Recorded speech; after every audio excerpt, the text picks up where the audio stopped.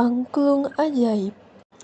Di sebuah desa kecil, hiduplah seorang anak bernama Raka. Ia dikenal pendiam, tapi sangat menyukai musik. Setiap sore, Raka duduk di bawah pohon bambu sambil memerhatikan angin yang berhembus, mendengarkan suara alam yang menurutnya seperti melodi. Suatu hari, saat Raka sedang berjalan di hutan, Raka menemukan angklung tua yang tergantung di pohon. Angklung itu tampak berbeda dari angklung lainnya.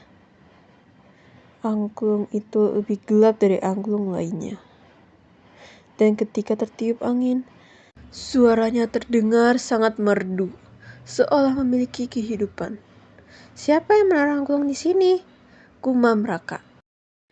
Malam harinya, Raka mencoba memainkan angklung tersebut.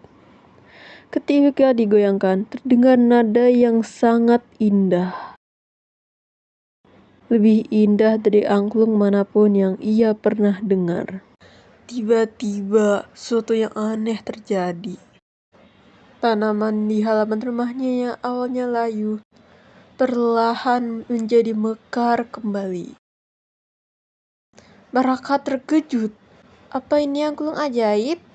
Keesokan paginya, ia mencobanya lagi. Kali ini ia bermain di dekat sawah yang mulai mengering. Saat angklung berbunyi, angin berembus kencang, awan-awan berkumpul, dan tak lama kemudian hujan turun membasahi sawah. Dan sawah itu kembali menjadi subur. Sejak insiden itu, Raka sadar bahwa angklung ini bukan sekedar alat musik biasa. Ia menggunakannya untuk membantu warga desa, seperti menyuburkan tanaman, menenangkan hewan, dan menghibur orang-orang yang sedih. Namun suatu hari, seorang pria kaya datang dari kota. Ia mendengar tentang angklung ajaib itu dan ingin memilikinya. "Berapapun harganya akan aku beli," kata dari pria kaya itu. Namun Raka menggelengkan kepalanya. "Maaf, ini bukan untuk dijual, angklung ini untuk membantu semua orang."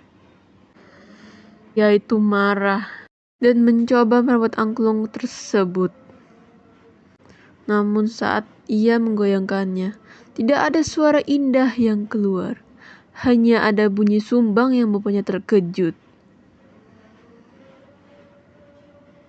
Tiba-tiba angklung tersebut bersinar dan kembali ke tangan Raka.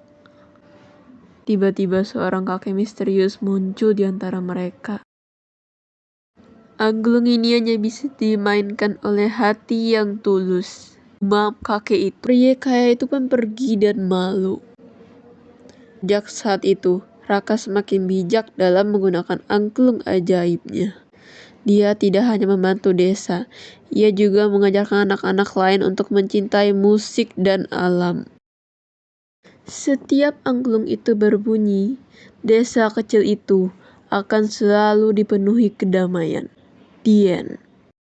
Kebaikan dan ketulusan hati adalah kekuatan yang paling ajaib di dunia.